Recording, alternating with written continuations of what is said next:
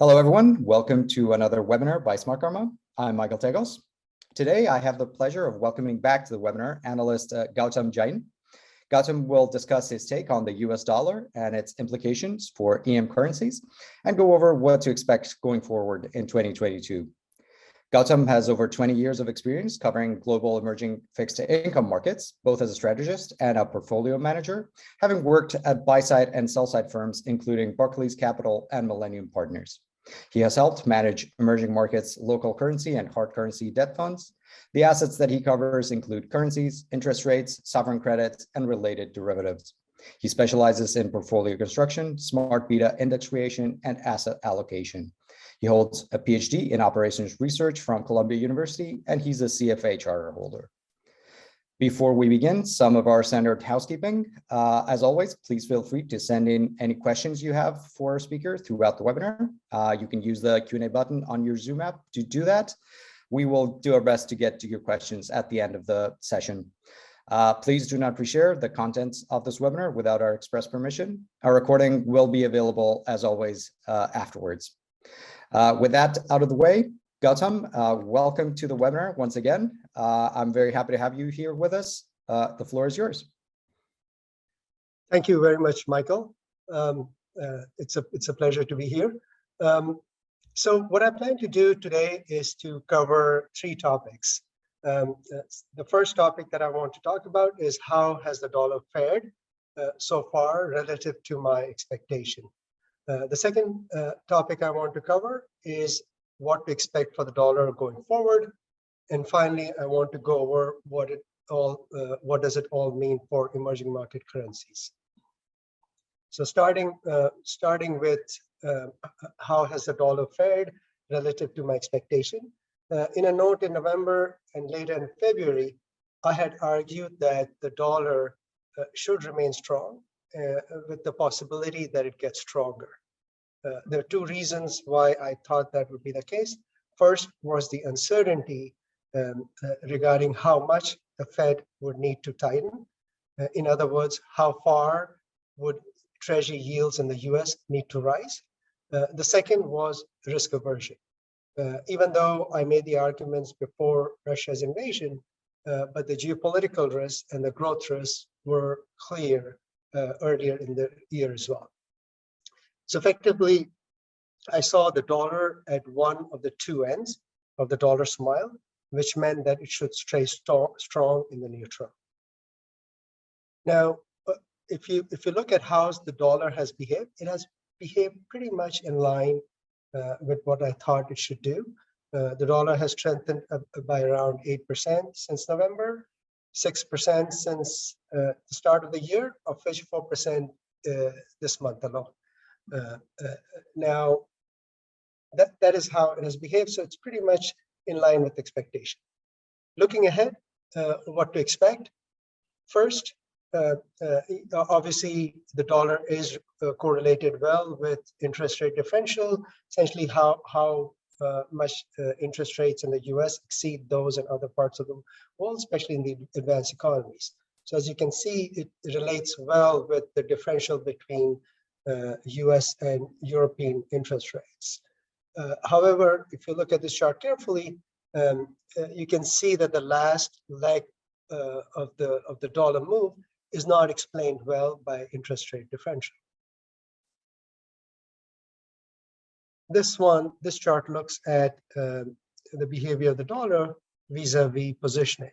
There are times when positionings anticipate moves, and as this chart shows, once again, the most recent move was not anticipated by positioning. So essentially, most funds did not see this coming and are not positioned for the rally in the dollar. This, to me, is the best explanation for the most recent leg, or the most recent spike of the dollar. As you can see, since the beginning of 2021, as the dollar has appreciated, so has interest rate volatility in the US. This I measure using, or I use the MOVE index to show the volatility of US rates. Now, this makes fundamental sense why the dollar should be correlated with this because on one extreme, the Fed needs to raise rates as it tries to address inflation. That's on one end of the spectrum. On the other end of the spectrum, there's a rising recession risk for several reasons. First, the Fed may over-tighten, which may result in a recession. Indeed, it's maybe necessary for the Fed to tighten aggressively as inflation stays considerably outside its target, above its target. The second reason is the sanctions on Russia may need to get or may get escalated, which may possibly include Europe stopping all imports of oil and gas from Russia. And if it were to do that, obviously it will induce very likely a recession in Europe. And finally, in the case of China, there are ongoing lockdowns because of the zero COVID policy, which is spilling over into supply chain issues and a potential further growth slowdown in China, and therefore it can have an impact globally. So this is what I expect in the near term. The dollar should stay strong until this rates volatility comes off. Now, what do you expect beyond the near term? So at some point, I do expect, most likely later this year, for the dollar to start depreciating. And why is that? First, if you look at the dollar in real effective exchange rate terms, it is very expensive. It's the most expensive it's been in 20 years.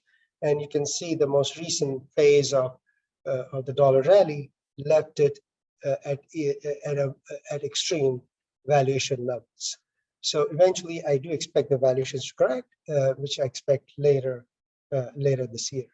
A second reason and kind of related reason is the growth differential. In 2020 and 2021, the US outgrew other advanced economies by roughly 2 percentage points in each year. This year, though, the differential is narrowing considerably, and US will grow almost the same as other advanced economies, so it doesn't have that growth differential working in its favor anymore. So I expect as the year progresses, the dollar should start depreciating. Of course, for that to happen, as I showed before, the necessary conditions are first, I would like to, or we should see the rates volatility come off from the peak that's there, and the recession risk to drop. Which is another way of saying that we would need to see lower uncertainty with regards to the economic outlook, and which should then translate into the dollar first stabilizing and eventually weakening. Now I come to the next point, which is what is the implication of all this for emerging market currencies. As this chart shows, the correlation or the negative correlation emerging market currencies with the dollar is close to its historical highs. So what that means is, as the dollar appreciates, it's a headwind to emerging market currencies. So if it continues to appreciate, you should expect emerging market currencies to depreciate.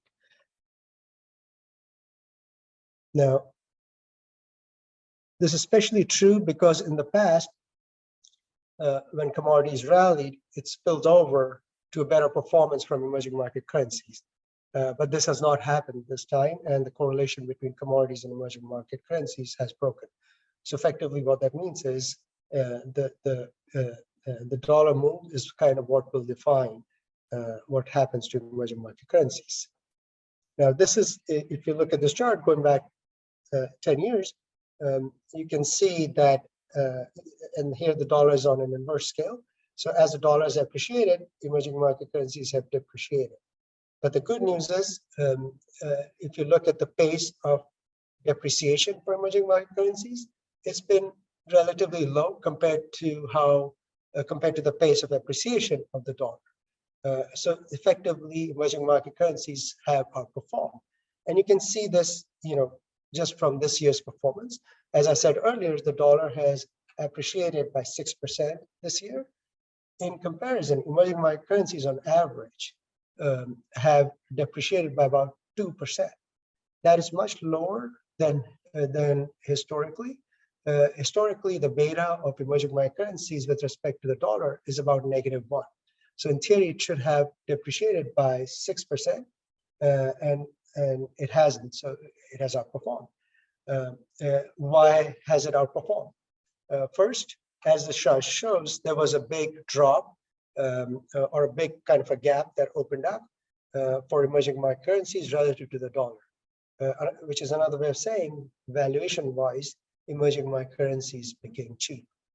You can see this also in the chart on real effective exchange rates, that emerging market currencies are at the cheapest in about 15 years. The second reason why emerging market currencies have done better is monetary policy. In many countries in Latin America and CEMEA, the central banks have been very aggressive in terms of raising rates. So in effect, they have been ahead of the cycle compared to developed countries.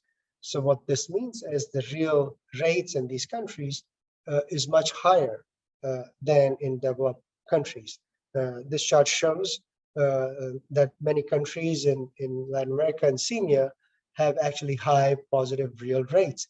And you can look at the developed countries on the extreme right with very negative real rates. And this is actually looking at 2-year rates. So effectively prices, it includes what the curve is pricing in terms of rate changes over the next 2 years, and has been deflated using 1-year inflation forecasts. So in a way, it does incorporate forward-looking metrics. And even in those metrics, you can see that real rates are much higher in not all emerging market countries, but many countries, which means the aggregate real rate for emerging market is slightly positive.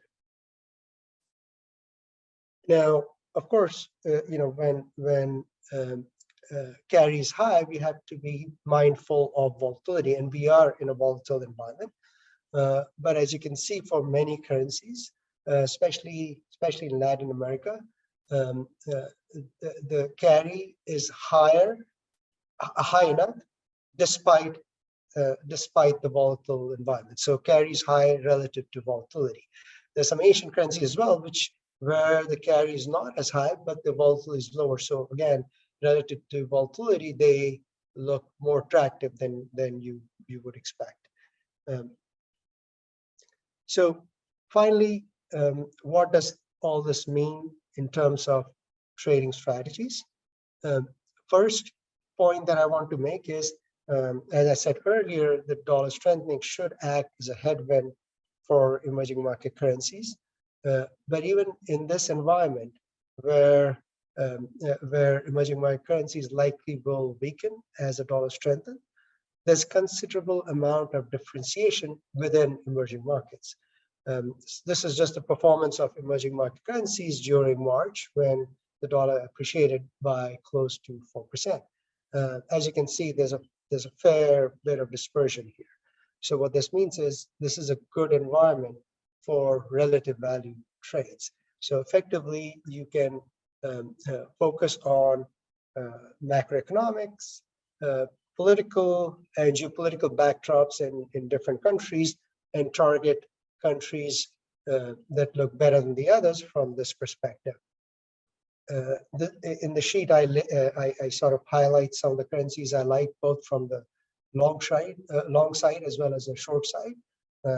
Most of the currencies I like are in Asia, and the one that I like in Latin America is Chilean peso. These currencies broadly have lagged other currencies, so they are better in terms of valuations. Real rates are relatively high compared to volatility, compared to the respective volatilities. And they're in a position where I expect the curve pricing to essentially the central bank to hike more than what the curve is pricing it. So I like these currencies from that perspective. On the other hand, These are some of the currencies, especially in Latin America, which have done well. Peruvian sol, Colombian peso, they've done well, partly because they're rally in commodities, partly because, as I said earlier, they've been ahead of the cycle in terms of monetary tightening, but they're reaching a point where they're getting close to the end of the cycle. And as a result, upcoming political noise makes me more cautious on some of these currencies, especially Peruvian sol, Colombian peso, and Brazilian real. Brazilian real, I think, looks fine for now, but I expect it to get more volatile as the year progresses. Rand is one currency which has benefited or had benefited from the rally in commodities, but more recently, it has started underperforming, and I think it has more to go because the growth dynamics look very weak in the country. In terms of strategy, the second point I want to make is keeping in mind that the dollar can strengthen. I had suggested about 6 months ago euro as a hedge to a broad basket of diversified exposure to emerging market currencies. As you can see, this has worked well. The correlation has been very high.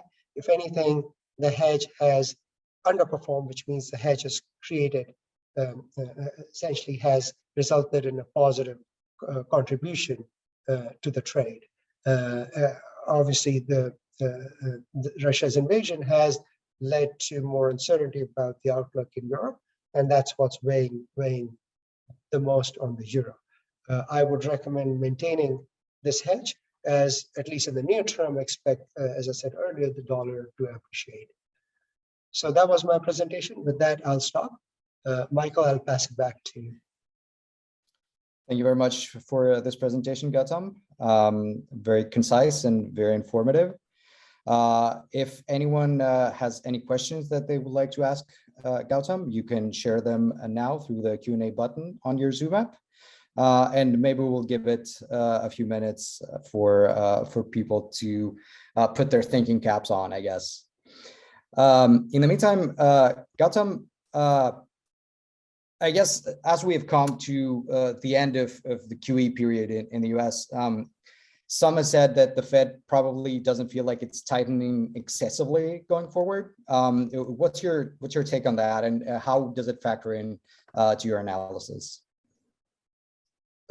Thank you, Michael. Yeah, that's a very relevant question.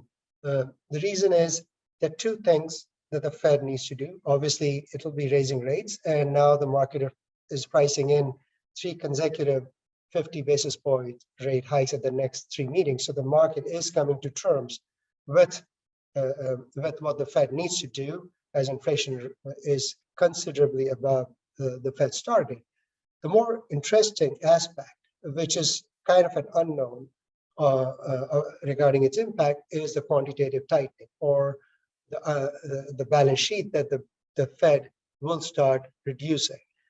To me, one of the key component here was a lot of people were looking at the 2-stand slope in the US as an indicator of a potential recession down the road. Essentially, the 2 stands had flattened and slightly inverted a couple of weeks ago. More recently, as the talk of quantitative tightening and balance sheet reduction, especially by Vice Chair Lael Brainard, when she spoke about this, the market started steepening again. So essentially, the technicals are overwhelming the fundamentals, in the sense that the Fed will go from being one of the biggest buyers of treasuries to now turn to a seller. And when you look at the balance sheet of the Fed in DV01 terms, not in terms of actual market value of the treasuries it holds, obviously in DV01 terms, it holds a lot more of the longer end treasuries and basically further out in the curve.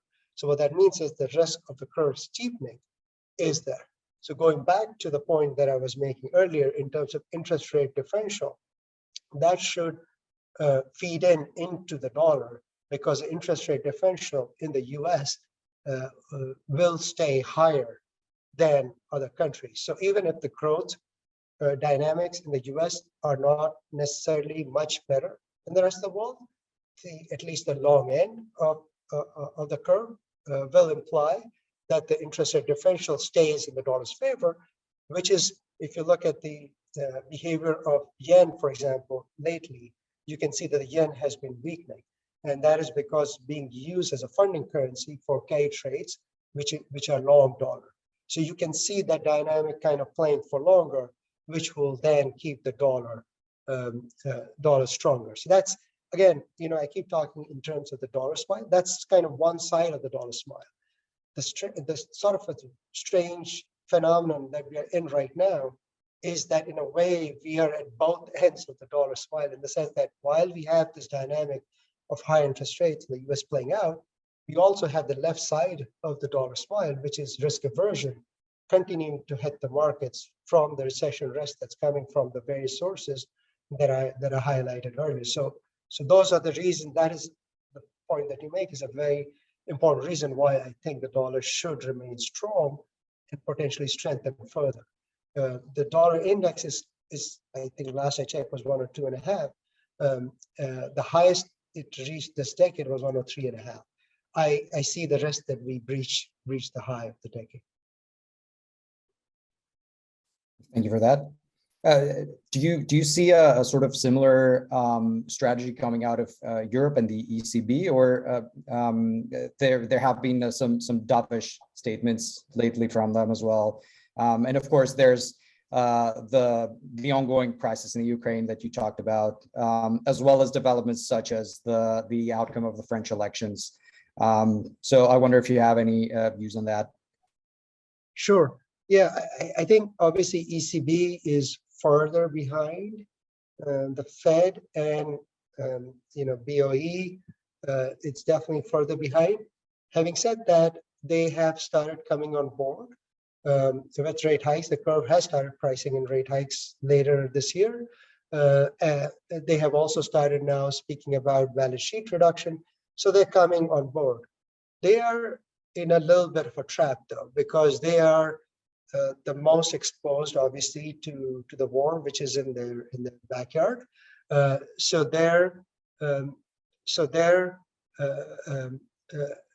in a way, growth concerns are basically the highest there. That's one of the reasons I like euro as a hedge, even though euro has weakened considerably. Like if you look at this last chart that I have, compared to emerging market currencies, they if you use them in the right ratio, they track each other typically very closely. Of late, the euro has underperformed and has worked really, very well, sort of unintentionally as a hedge because of what's going on there. Of course, Macron winning is a good thing from the political angle, in the sense that if he had not, there was a risk that the unity within European Union would fray. And if that were to happen, there would be more uncertainty about the sanction regime towards Russia, what Europe will do. So it would just have created a more uncertain environment, which would have possibly weighed on the euro even more. But since he won, at least that's one risk that we don't have to worry about. But in terms of ECB, I do think they will come on board. But now, a little bit of a bigger picture, again, going back to the risk aversion point related to recession, I think in a way, it is possible that the market may need to flip. So right now, the market is thinking in terms of rate hikes to address inflation. But if and that is not my base case, at least not yet, if we do start seeing the recession risk going higher, so if, let's say, more than 50% chance that we have recession, then it is likely that what is getting priced in the curves starts sort of seeming to be too many hikes. And essentially, if you think about it, if the world is in a very weak global economic, has a very sort of a weak economic outlook, then the need for so many hikes may not be there. So it is possible that the hikes for ECB are towards later the year. So there is one possibility that it becomes clear between now and then that we're heading to recession, in which case, who knows, the ECB may pull back and therefore not really deliver what the curve is pricing in. I still think my base case is that does happen. My base case is we do avoid recession, especially coming from the Fed. I think the Fed will basically manage hikes well enough that they start bringing inflation back down, probably towards the target, not next year, but the year after. So in 2 years, it should start getting close to the target, still probably be above the target. But I think they'll manage it, and they should be able to manage it without inducing a recession. But we have to see how it plays out. There are factors that they may not be able to control. For example, in the case of Europe specifically, as I mentioned, they are managing the sanction regime sort of very carefully. They're sort of stepping into it very gradually. But you don't know, depending on what sort of extreme step that Russia takes. We already are aware of the atrocities that were done, but depending on how they escalated, Europe may have no choice but to take an even more radical step of they've already stopped or announced a date to stop coal imports starting in August. Potentially, they could do the same for oil, announce a date when they stop imports of oil, and then announce a date for stopping imports of gas, which will be very difficult. And undoubtedly, if they have to do that, they will bear a serious recession in Europe. So it depends on how it goes. I think they're trying to avoid it because they don't want to see a recession, but it may not be in their control entirely. Got it. Thank you very much for that. A question from the audience is, what is your view on the Chinese yuan? That very interesting question. I think China, obviously yuan is a more managed currency, so it's always more difficult to call than others. I had expected the yuan to weaken, and I had started making that call towards the end of last year, and it kept going against my call as the yuan was one of the currencies that outperformed. In fact, at the beginning of the invasion, Russia's invasion, it was being viewed as a safe haven asset, and more essentially more money was heading towards China, both Chinese fixed income, Chinese bonds, and therefore it was resulting in a better performance of the yuan early on. Now, obviously, the dynamics have shifted. One risk that's being underappreciated is the geopolitical risk. Russia's invasion has had a negative spillover to China. I don't think that's priced in, but that's the risk that we should be aware of, in the sense that the sanction regime that's been imposed on Russia is obviously very severe, especially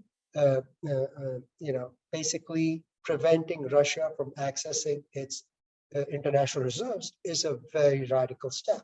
So to the extent that essentially what it means is we have to start looking at other countries to a slightly different lens, in the sense that that is a geopolitical risk that China may face down the road. So there has to be a geopolitical risk that has to get priced in. I don't think it's priced in now, but that is something to keep at the back of your mind. The second thing, obviously, is right now the lockdowns, which is the policy that they're pursuing is it's very harmful to the Chinese economy, which was already slowing down. There were already signs that the 5.5% growth target for this year seemed like a stretch. So already it seemed like they would be at least 1 percentage point below that target. So growth was going to be weak. So far, the steps that they've taken is mostly in terms of easing by lowering the RRR reserve requirement ratio. And they have so far held up on not cutting policy rates. So there is an internal dynamic going on, which is negative for the economic outlook, and I think negative for the yuan. The third factor is obviously, there were a lot of sort of regulatory, control of or regulatory sort of steps taken towards many of the tech companies in China, which had a severe impact on the equity market, and especially some of these tech companies have been beaten up very badly, resulting in outflows related to those. Finally, we also have many property developers and real estate companies that are in trouble. Some have already gone bankrupt. Some are still in trouble. And to the extent that they weigh on the economic outlook, I think that is something to be aware of as well. So a lot of factors are negative factors. That was the reason before the invasion that I was expecting the yuan to weaken. It continued to surprise by strengthening more and more from my perspective. Of course, the current account dynamics were very favorable for the yuan, but what I was thinking about the others were significant enough that for the authorities, it made sense to let the yuan weaken, to essentially, if you're in a slowing backdrop, a weaker yuan would have helped on the export side. Current account didn't necessarily mean that you need to do that, but I think for the overall economy, that was necessary. But now finally, we've started seeing the yuan weaken. I think it is still very overvalued. It's like I said early on, it's a managed currency. How much they let it weaken is unclear. It depends on what policy objectives they're focusing on. But to me, it is. There are several reasons why I think it should be much weaker than where it is currently. Understood. Thank you very much. You listed the Brazilian real as one of your shorts, but you mentioned that that would be for later down the line. Could you elaborate a bit on that and why you feel that way? Sure.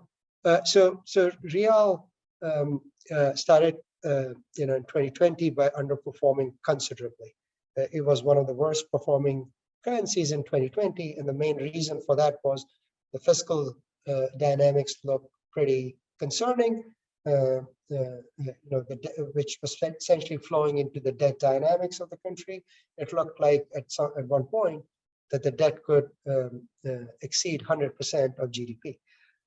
Instead, last year, the fiscal side, and that was the case in 2020, but 2021, the fiscal balance was actually surprised positively, and the debt actually dropped. So the debt to GDP was actually closer to 83% of GDP. So from close to 90%, it actually came down, which was positive. So in that sense, that was one concern that the market had, especially because there's an election later this year in October. There's concern that the fiscal dynamics are already weak, and going to the election, almost every country has worse fiscal dynamics. So that was one very very important driver behind the underperformance. Since then, several things happened. The most important is the central bank has been one of the most aggressive in terms of hiking rates in emerging markets. And now, if you look at real rates going back to this chart, you can see Brazil basically has the highest real rate when you look 2 years out, which has been a big factor helping it outperform currently. Same thing goes into, and when you look at the carry in terms of relative to, obviously it's very volatile, it's much higher than the volatility in price. In terms of valuation as well, it is on the cheap side. It's not as cheap as it was. It has performed very well this year. It's this is just the performance our performance in April alone, and you can see it's about 4.5% relative to its beta. If you look at its outperformance year to date, it's about 10% relative to its beta. It's still on the cheap side.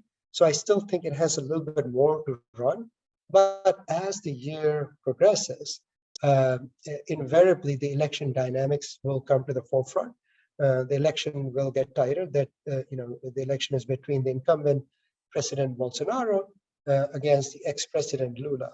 And right, up until a month ago, Lula had a considerable or big lead over Bolsonaro, exceeding 10 percentage points. He has picked a running mate who's considered more centrist. So obviously people were concerned about him being a leftist, but by him picking a centrist, he sort of brought himself to the center. So that was actually very positive and helped the real outperform. But as the election is getting closer, and this has happened in every close election in Brazil in the past, which is the polls are getting tighter and tighter. And as the polls get tighter and tighter, the volatility of real will go up. And as the volatility will go up, the carry will not seem so attractive anymore.